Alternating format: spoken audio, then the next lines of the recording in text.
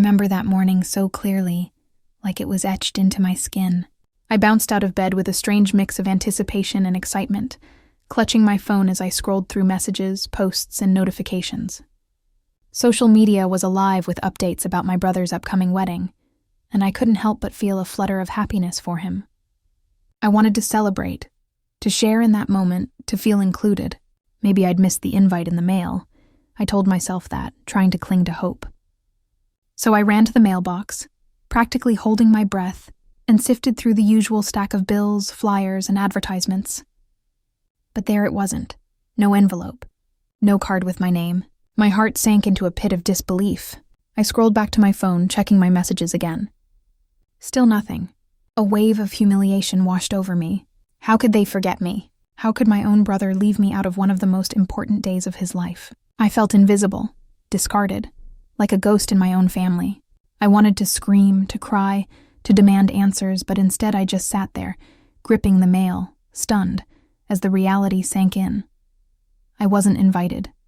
The excitement I had felt that morning evaporated, replaced by a crushing sense of betrayal and loneliness. And in that instant, I knew this wasn't just a minor oversight. It was deliberate, and it cut deeper than anything I had anticipated, planting the first seed of anger that would soon grow into something I couldn't ignore. I couldn't stop thinking about all the little moments that had built up over the years, moments that now made the exclusion sting even more. Birthdays when my brother got extravagant gifts while my presents were simple, hastily wrapped, and often forgotten. Family dinners where his opinions carried weight, while mine barely registered, my words floating unheard into the air. I remembered the time I spent weeks perfecting a painting for my parents, only to see it tucked away in a drawer, while my brother's projects were proudly displayed on every wall. Every holiday felt like a competition I was destined to lose, a constant reminder that love and attention in my family were measured unevenly, favoring someone else.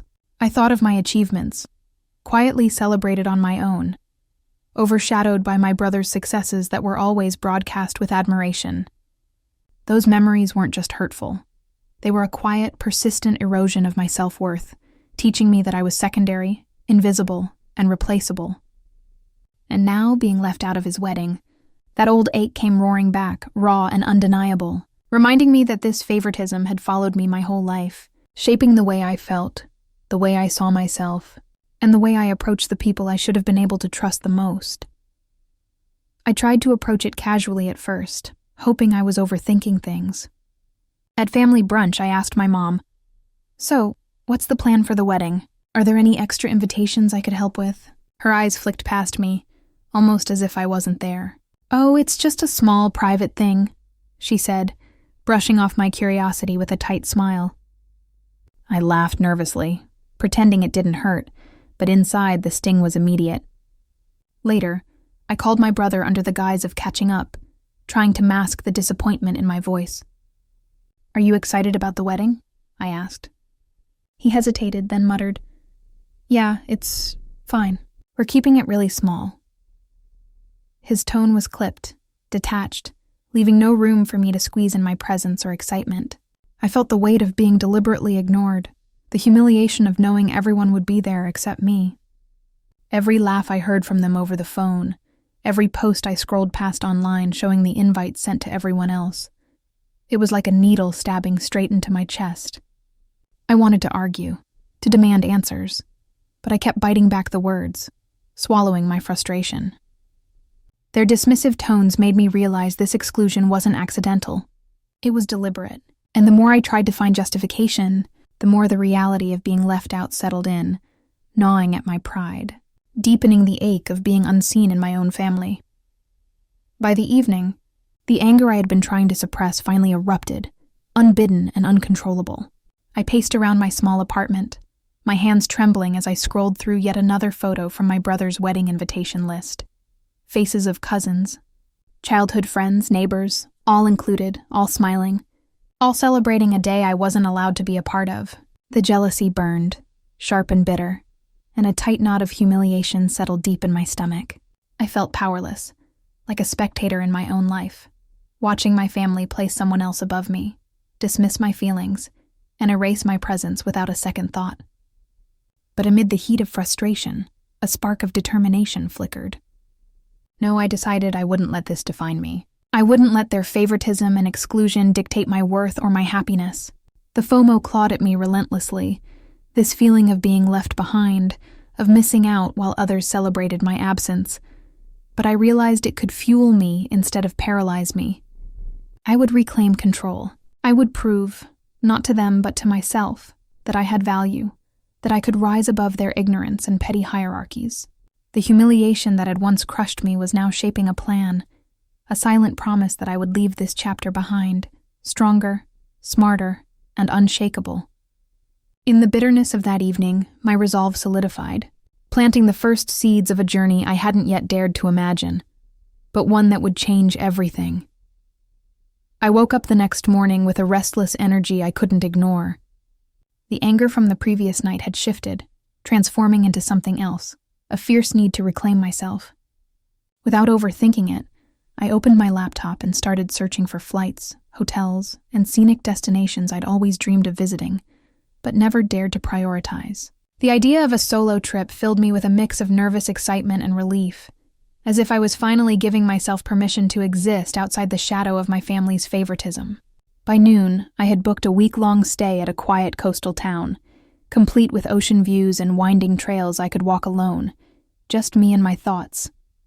The moment the confirmation email arrived, a sense of liberation coursed through me. For the first time in years, I felt like I was making a choice entirely for myself, not to please anyone or earn approval. As I packed my bags, I imagined the wind on my face, the sound of waves crashing, and the quiet of mornings spent reflecting without judgment or expectation. This trip wasn't just a vacation. It was a declaration, a reclaiming of self-worth that had been buried under years of neglect and exclusion. With each passing hour before departure, the excitement and hope grew stronger, whispering promises of discovery, healing, and the possibility of transformation I hadn't allowed myself to consider before. The first morning in the coastal town, I woke to the sound of waves crashing against the rocks below, a rhythm that felt almost like a heartbeat syncing with my own. I wandered through narrow streets lined with cafes and little shops, feeling an unfamiliar freedom with every step. On the second day, I joined a small group on a hiking trail, hesitant at first, but soon laughing and talking with strangers who welcomed me without judgment or history. One woman shared her story of overcoming family rejection, and I felt a strange kinship, realizing that my pain wasn't unique, but my response could be.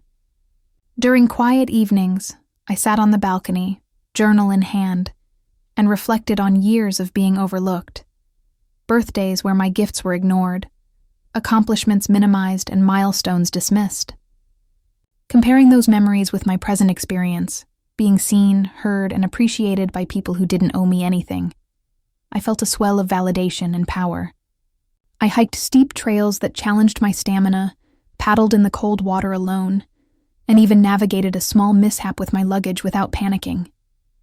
Each small victory, each moment of self-reliance, reminded me that I was capable, resilient, and deserving of recognition. For the first time in years, I didn't measure my worth against anyone else. I felt it in my own body, my own choices, my own courage. By the end of the week, I realized the trip had done more than give me distance from my family. It had opened my eyes to my own strength, my ability to thrive, and my readiness to return home as someone they could no longer ignore. Returning home after the trip, I felt a shift in the way I carried myself, subtle yet undeniable. I threw myself into work with a renewed focus, taking on projects I had previously avoided and speaking up in meetings where my voice had once gone unheard. Colleagues noticed. Emails of praise and quiet acknowledgments trickled in, and with each one, I felt my confidence grow.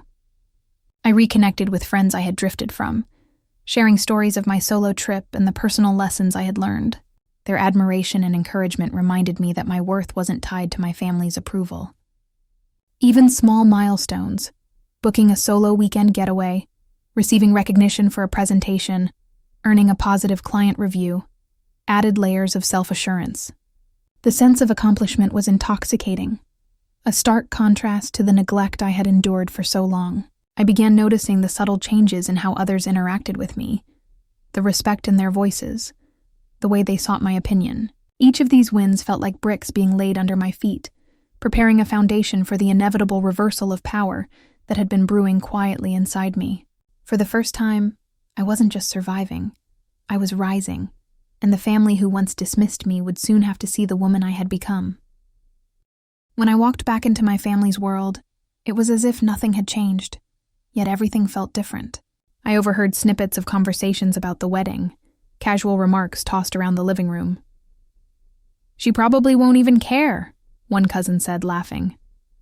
My parents exchanged glances, assuming I was upset or indifferent, and my brother mentioned in passing, "She's probably still sulking about not being invited." Their assumptions stung, but more than that, they revealed how little they truly saw me. They couldn't imagine that I had grown, that I had spent time discovering my own worth and independence. The irony was almost delicious. I had changed in ways they hadn't even anticipated, yet they labeled me without a clue. I stayed silent, letting them believe I was bitter or distracted, all the while smiling internally at the knowledge that their underestimation would be my advantage. Their casual dismissal, their failure to recognize the woman I had become, built a quiet tension that hummed beneath the surface, setting the stage for a reversal that would catch them completely off guard. It was a subtle, simmering moment, but the anticipation it created, for them and for me, was electric. I decided to make my return deliberate, controlled, and impossible to ignore. Instead of barging into family events, I arrived with subtlety that carried weight. At the first gathering I attended, I wore a tailored outfit that made me feel poised and confident, carrying myself differently than I had in years past. Conversations paused as people noticed me, and I could see the flicker of surprise cross their faces, the recognition that I was no longer the quiet, overlooked sibling. My brother tried to greet me casually, but I sensed the tension in his voice, a hesitation that hadn't existed before. Relatives whispered behind their hands, trying to assess what had changed, and I realized they were seeing me through the lens of comparison, imagining what I had achieved in my absence. Each compliment I received, each glance of acknowledgement, fueled a quiet satisfaction, a sense of karmic balance. I didn't need to announce my accomplishments outright. My presence, my confidence, and the subtle air of success spoke volumes. The envy in their expressions was unmistakable, and I allowed myself a private smile, knowing that the power dynamic had begun to shift. For the first time, I felt in control, not through confrontation or argument, but through the undeniable force of my growth and self-assurance. And in that room, as whispers and sideways glances followed me, I knew this was only the beginning. I started letting my life speak for itself, carefully but intentionally. Work achievements, long overdue promotions, and recognition from colleagues trickled into conversations at casual gatherings. I posted glimpses of my successes on social media, not flaunting, just sharing moments that reflected growth, confidence, and independence. Invitations to events I hadn't dreamed of attending arrived, unexpected opportunities from people who recognized my value. Friends and acquaintances commented, celebrating milestones I had quietly achieved while they assumed I was stagnant, bitter, or absent-minded. And slowly, word reached my family. Casual remarks turned to astonished questions. "Did you hear what she's doing now?" Their eyes widened as they pieced together the reality of my life, realizing they had underestimated me for years. The karmic satisfaction was subtle but potent. I hadn't needed to boast or seek revenge, because success and self-worth were their own message. For the first time, I could see the shift in the room: admiration, envy, and a reluctant acknowledgement that I was no longer invisible, no longer secondary. Their misjudgment had given me an advantage, and the quiet triumph of proving them wrong without uttering a word felt more satisfying than any confrontation ever could. The realization settled in my chest like warmth, a reminder that true power comes not from anger, but from rising above and letting life itself deliver the verdict. The night of the family gathering arrived, and I felt a strange mix of anticipation and calm control. I had spent the day preparing, not just my appearance, but my mindset. I arrived fashionably late, letting the murmur of conversation and laughter greet me first. As I stepped into the room, I caught my brother's eye, and for the first time, he seemed unsure of how to react. I didn't announce anything immediately. Instead, I let the room notice me, the subtle shift in posture, the air of confidence that radiated without effort. Halfway through dinner, I casually mentioned a recent networking event I had attended, dropping the name of a prominent figure I had met, someone whose influence carried weight in circles my family had never considered. The conversation pivoted immediately, relatives leaning in, whispering, their eyes wide with disbelief. I recounted a brief anecdote about my trip, the luxurious stay, the breathtaking view, the people I had met, presented as if it were ordinary, not meant to impress. But their reactions betrayed them. Envy, shock, and the realization that I had quietly built a life that outshone their expectations. I could see the subtle comparisons flicker across their faces, old assumptions crumbling as the truth became undeniable. For the first time, the balance of power in the room had shifted, and I felt the satisfaction of a long-suppressed triumph blooming quietly inside me. This wasn't about vengeance or anger. It was about showing, without confrontation, that I had grown, succeeded, and could no longer be overlooked or underestimated. Their stunned silence, the careful choice of words in their conversations after my stories, and the envy flickering in their eyes marked the first moment of full reversal. The family had finally begun to understand that I was no longer the invisible sibling, and the realization itself was sweeter than any dramatic confrontation could have been. Later that evening, away from the crowd, I found myself face to face with my brother and parents in the quiet of the living room. The air was heavy with unspoken tension, a mix of curiosity and guilt radiating from them. I took a deep breath, forcing myself to stay calm, letting the confidence I had built over the past months anchor me. "I need to say something," I began, my voice steady. I recounted moments of neglect, favoritism, and dismissal. Not angrily, not accusingly, but with clear, unflinching honesty. I spoke of the birthdays overlooked, the achievements minimized, and the countless times I felt invisible in my own family. Their faces shifted with every word. Surprise, shame, and discomfort washing over them in waves. I didn't shout or demand apologies. I let the truth speak for itself. And it did, cutting deeper than any argument could. By the time I finished, the silence was almost tangible. They were exposed, not by anger or drama, but by the undeniable reality of my words and the life I had quietly built for myself. I felt a surge of quiet vindication, knowing I had asserted my worth without compromise. And in that room, the power dynamic had shifted entirely. That night, after the family had dispersed and the house grew quiet, I sat alone and let myself breathe. The anger, the frustration, and the hurt that had weighed on me for years felt lighter now, replaced by a deep, steady sense of accomplishment. I thought about how far I had come, not just in achievements, promotions, or social recognition, but in understanding my own worth.